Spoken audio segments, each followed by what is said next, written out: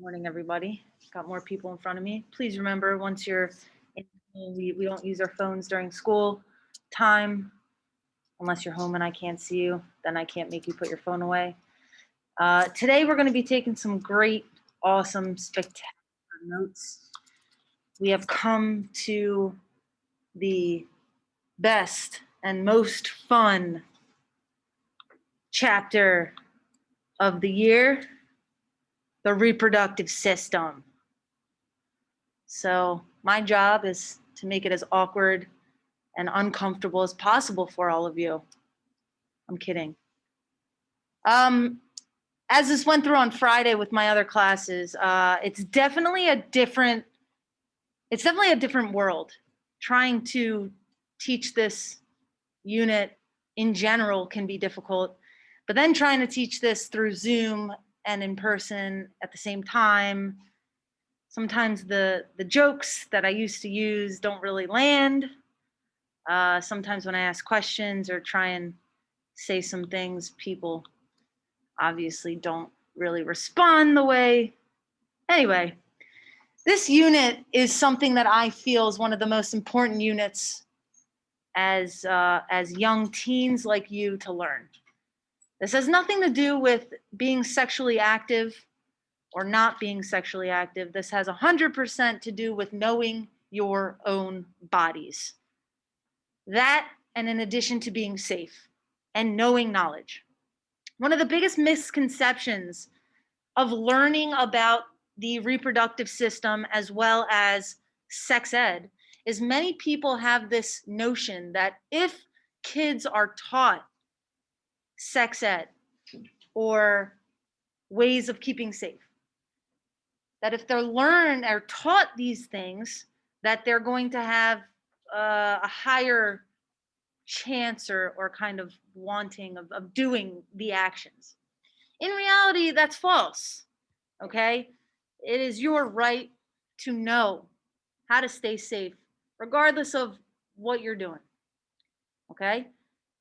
And we will always start with the 100% clear way of being safe, of not getting an STI, old form STD, of not getting pregnant or getting somebody else pregnant is to abstain from sex, meaning to not have sex. That's the only 100% way of being safe. 100%. Anything else, there's always a chance. There's always a chance. Always. Okay?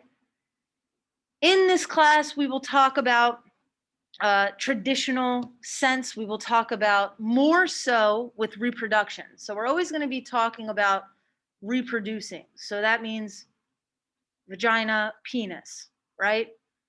How does the sperm get to the baby or to the egg, right? How does all that happen? How does it work?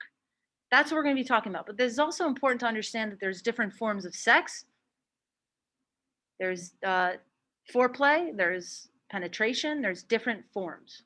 Now, here's an interesting part, an interesting thing that I've learned. So I've done this for 10 years, okay?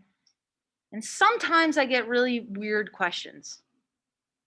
And sometimes I don't get any questions. It depends the type of class, it depends the year that we're in, right? It depends the type of kids I have in class. And what I believe is these questions that I get, although they might be weird and out of the ordinary, they're really important. And I bet that the classes that I don't get these questions in, kids probably still wonder. And so what I created years back was a way for kids to ask questions and get that knowledge, to get that information that they have a right to, in a way where it's a little more safe for them. So what does that mean? In the past, pre-COVID, I would have a basket in the front of the class, and at any time, kids could rip out a piece of paper, write a question down, don't write their names down, completely anonymous. And at some point during the class or at the end of the class on their way out, they kind of just toss that folded piece of paper in the basket. And it's any question they have. It could have to do with their body, the opposite sex. It could have to do with something with sex, with puberty, with anything. Okay? Anything at all that has to do with this unit. And at the end of the unit, I sit down and I answer all of those questions to every class that I have. And I'll tell you guys right now, in the 10 years that I've done this, when I ask the kids at the end of the year, what's one thing you got from this class? And they can name a few things, but one of the biggest things they talk about is that class where I go over and I answer all those questions. Why? Because it's questions from you or from past you, right? From kids who were in your seats years ago. And they learned a lot. So then I thought, oh man, how the hell am I going to transform or transfer this into like a COVID weird hybrid living that we're doing right now? Like, how can I do that? So I'm going to create a Google form. I'm going to create a Google form that's going to go up probably the next day or so. It'll always be available somewhere. I'll let you guys know when I figure that out. It'll be a way for you guys to click. It'll be on Schoology, but it's not connected to Schoology. So that means when you click it and you type in a question and press submit, there's no way that I can know who it was. I won't get your name. The only thing that I'm going to get is the question. And I think that doing this way and still being able to get those questions from you guys, if you participate, is going to be really beneficial for you. And that's what I've gotten in the past. It's a feedback I've gotten from students in the past about how beneficial it was. And you guys would be surprised how many things kids think they know. They act like they know, and they have no idea. And if that's the case, and some of these kids are being sexually active and they don't know these things, that's scary, and that is unsafe. So that is my goal for you guys for this unit. All right. So for today, we're going to start talking about the first half of the male reproductive system. Today, this class is really important. It's the first part of notes. You aren't going to be doing any assignments today. We are going to just be doing notes, and we're gonna have some fun today. Well, I am, and it'll really only be fun if you guys kind of meet me halfway and get a little awkward with me and uncomfortable, right? One of the stories I talk about is this. When we're young, when we're little kids, think about when you guys were like 3. Or think about any kids in general. When they say the word penis or vagina, what happens to them? What do the parents usually say? Not all the time, but what happens sometimes? They get told not to say that. Yeah. Don't say that. It's a bad word. We don't say penis. Just say pee-pee, right? There's always another form, another word for it, right? And so the question is why?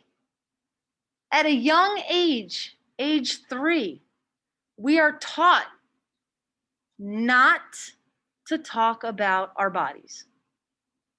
We are taught that's not right. It's taboo. We don't talk about those things. And then you get older, middle school, puberty hits. God forbid you talk to your parents then. And then you don't feel safe talking to your parents anymore because at a young age, as simple as that is, we stop. We don't think it's right. It's wrong. Well, I'm here to tell you it's not. It's not wrong. And it actually should be talked about more so that we can get important and correct, most importantly, information and knowledge out. So let's talk about balls. Yep, I said it. I'm going to talk about balls today, gentlemen. So, what are they? Balls. Another term, testicles or testes. All right. Obviously, they're glands. This is hopefully you know this part. All right. They're just glands that descend into the scrotum following, a male birth. When I use the term male and female in this class, male and female, boy and girl, they can mean very different things to different people. And when we talk about gender later, you guys will learn there's a continuum when it comes to gender, and our society has created 2 boxes for gender. We will talk about how that is not so much the case. But when we talk about this in male and female, male, we are going to be talking about the genitalia, male and female, okay? So testicles do a few important things. They produce the male sex hormone, known as what? Does anyone know the name of the male sex hormone? Sperm. Yep. Not sperm. Testosterone. Correct. Testosterone. But guess what? Females have testosterone too. We just have lower levels. And males have higher levels. That is the difference between a male and female. Testosterone. That's it. Females have estrogen, okay? And testosterone. So do males. So if this is testosterone, males have a higher level of testosterone, a lower level of estrogen. Females have a higher level of estrogen and a lower level of testosterone. If a female were to take testosterone injections, there would be a change in that female's body, and that body would then look male. You see what society has done? Boy, girl, blue, pink. We're going to talk about that kind of stuff later on when we talk about society. But yes, testosterone, all right?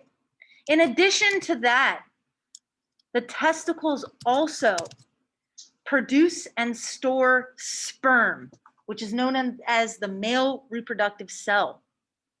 Hopefully you guys know that one. The little swimmers known as sperm.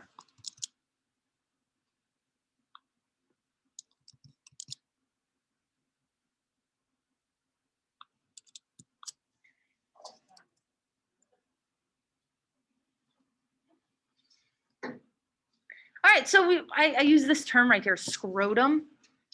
What the heck is a scrotum? Based on what I wrote up there, can anyone figure it out? What's a scrotum? Let's use like street talk. What's a scrotum, Richie? Come on, you can do it. Yeah, do it. Just let it out. Just be free.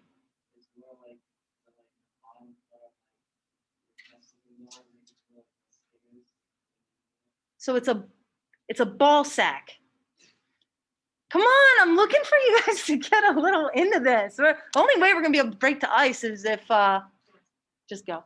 Is if you guys just kind of just break the ice. If you guys were in class right now, everybody, do you guys know what I used to do? You guys are probably lucky right now. Do you know, Richie? What did I used to do? Did you hear? No, you said on Zoom. Oh, I did say it on Zoom last time. You're right. I just opened the door, make you guys scream penis and vagina. We can't do that though. I don't know. It's all right. You guys got lucky. So the scrotum contains the testicles.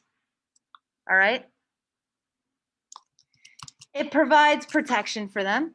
And like many males will say, maybe not enough protection because apparently when you get hit there, it hurts really badly. I don't know. Right. But it also regulates the temperature inside of it. And it's actually about 1.5 to 2 degrees Celsius lower than the rest of the body. And that's important to know. Okay? So the scrotum controls temperature. It doesn't control the body's temperature. It just controls the temperature in there. Why? Because the testicles have to remain a lower degrees, a cooler environment for sperm. Okay, that's why. Sperm are very fragile. They're very fragile swimmers. And a lot of things can hurt them, including temperature.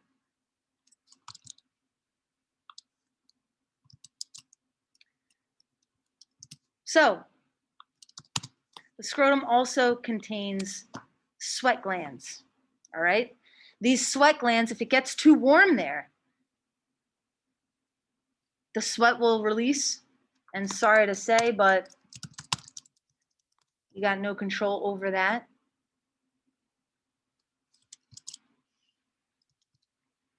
And the muscles around the scrotum will relax, which will move the scrotum away from the male body. And you guys all know about body heat, right?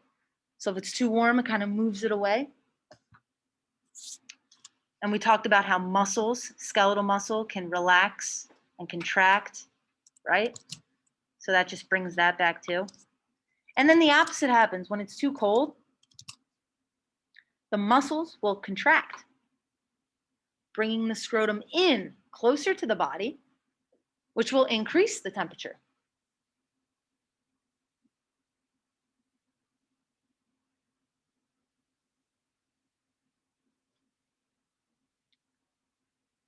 So what I have highlighted right here explains how the scrotum regulates temperature. What I have highlighted right here explains how the scrotum regulates temperature. And that, man, that sounds like a pretty great question on a test or something. I don't know. How does the scrotum regulate temperature? Sounds pretty cool to me. Hopefully some of you got that little hint.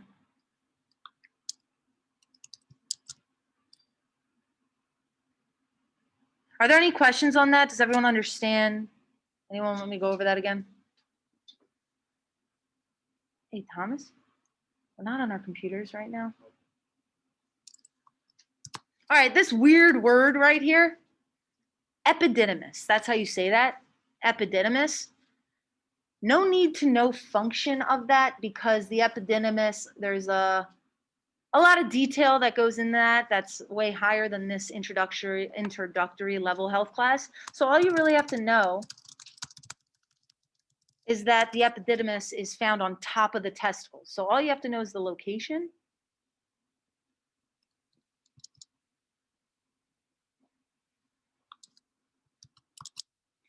And the location for this next one as well, okay? The vas deferens. They're tubes. There's two of them, and sperm pass through. So you remember how, I talked to you guys earlier about sperm, they start in the testicles, but they have to make their way out. They got to make their way out. How do they make their way out? Well, we're going to talk about a really fun word called ejaculation. That's going to get the gentleman really, really excited. No pun intended. Actually, pun intended, very much so. I feel like a comedian who's failing right now is what I feel like. Like you're on stage and it's just crickets. Okay. So the vas deferens go from the epididymis and sperm will pass through. They're tubes. There's two of them. Well, since I'm just on a huge kick here, let's talk about this word. That's big.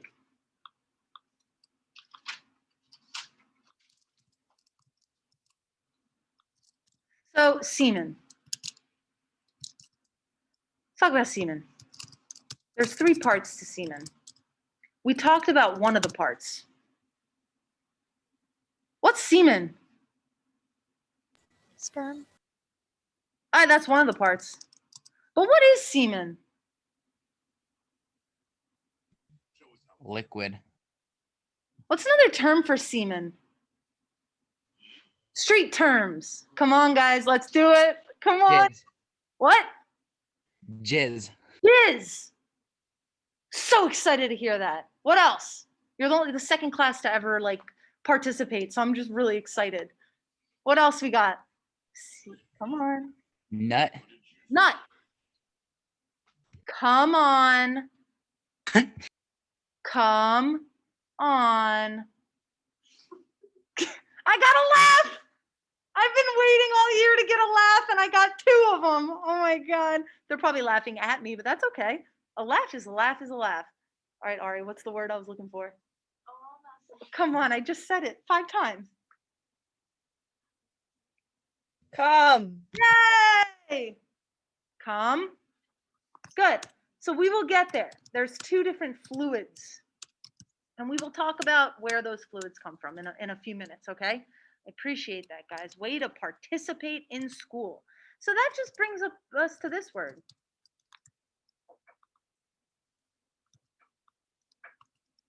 So, we kind of already, I guess they go hand in hand.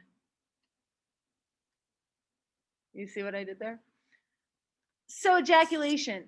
What's ejaculation then? It's okay. Some of you guys might not know yet.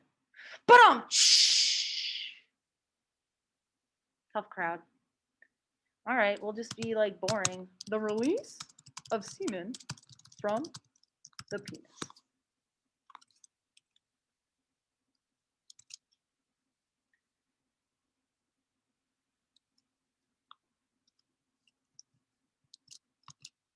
So when a person ejaculates, the semen will release from the penis. We're going to talk about what these two other fluids are here in a moment. Okay? I talked about earlier how we were going to talk about how sperm get from the testicles out of the male's body, right? Through ejaculation. What's another word for ejaculation? Should we go there? Do you guys not want to go there? Do we not want to have fun with this? Okay, let's move on. So we're also going to talk about, though, when we're talking about reproduction, vagina, penis, penetration, heterosexual sex. Okay, so when we're talking about that, we're going to talk about how the sperm then goes from the vagina all the way up through the female reproductive system to find the egg and hopefully fertilize the egg to get pregnant. Okay, so if you think about it, these sperm, these swimmers, and they got a tough job. They have a long road ahead. It's like a journey. It's a big journey, and they got to really last to try and make it before they die off. So one of the things in the male reproductive system is called the seminal vesicles. All right? And what the seminal vesicles do is they release this fluid that gives the sperm nutrition for their journey, right? I mean, think about it with us. When we have a long journey, or when your gym teacher tells you they want you to run a mile and you're exhausted because you haven't eaten anything, same thing, right? So the seminal vesicles release this fluid that gives sperm nutrition. So pretty much like they're ready to go, they're fueled up, okay? And I'm going to give you some crazy analogies, but just bear with me here. Can you mute that for me? Is that yours? And that fluid right here is the second part to semen. All right? Fluid from the seminal vesicles. Everyone with me here?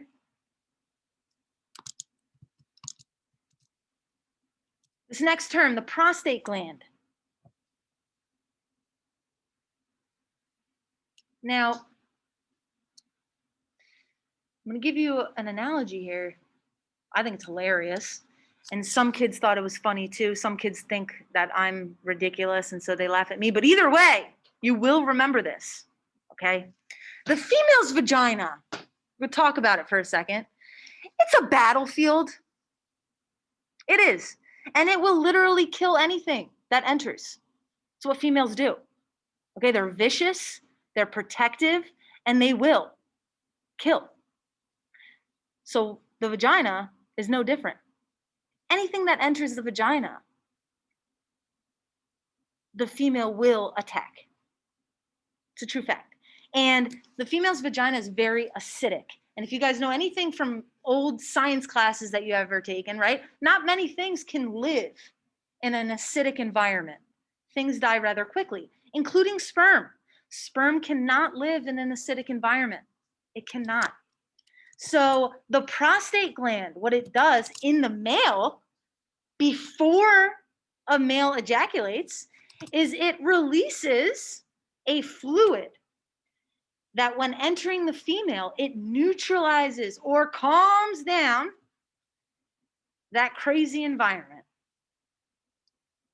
It calms down, it lowers the pH, it lowers the acidity of the female's vagina to allow the sperm to actually have a chance, right, at living. I know it sounds funny. I know that analogy was ridiculous, okay, but hey, it's a battlefield, and you're going to remember this. You will. That's why prostate exams are very important in males. Doesn't happen until you're around 40, not until you're later on in life. But it's one of the reasons why sometimes men are infertile or they cannot get a girl pregnant because something's wrong with the prostate gland. You guys ever heard of prostate cancer, right? One of the ways a doctor can check for prostate cancer, or at least for an issue with the prostate gland, is to do a prostate exam. Does anyone know why guys don't like to get a prostate exam? Why? What does a doctor have to do to the guy. They take two fingers and up the rectum.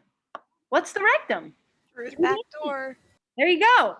The anus is the butthole. The rectum is what's inside of it. It's the last about 6 to 8 inches of the colon, of the large intestines. So yeah, guys don't really like to do that. But don't worry, gentlemen, not until you're around 40. You're good for now, okay? But it is one of the things that, you know, as you get older and you start thinking about maybe having children and you have problems maybe having children, that might be one of the things that they check for. All right? I know I'm making jokes, but it's true. Okay? So that fluid from the prostate gland is the third and final part to semen. Okay? So semen, 3 parts. Sperm, fluid from the seminal vesicles, and remember the seminal vesicles gives the sperm nutrients for their long journey, and fluid from the prostate gland, because if you guys remember, the woman's vagina is a battlefield and it will kill anything. It's extremely acidic. Sperm cannot live through it. So that fluid from the prostate gland will neutralize or calm down the acidity of the female's vagina. Okay? Now, I know it was a ton of information. That's why I'm stopping here, because I don't want to go through too much. I have you guys on Wednesday. I want to say a couple things. Number one, our interim grades are due today. I already put mine in. Okay? That's like your mid-marking period kind of grade. There are a lot of people in my classes that are missing assignments. And so that grade will show an F. And because we haven't had that many assignments, and I've mentioned this before, if you're missing one, your grade's going to go down a good amount. So maybe double check your grades, double check your assignments for me. Always make sure that they transferred over from Schoology to Sapphire. Always remember Sapphire is the correct grade. Okay? And let me know if you find an error or any issues, because I'll probably have to manually put it in there myself. I know we went through a lot. I hope my analogies were somewhat all right. If in fact at least broke the ice a little bit for some of you. Okay? Wednesday, no, we will not learn anything new. You do have to be there for roll. I am going to review if anyone needs it, and we're going to do some one-on-ones. Are there any questions?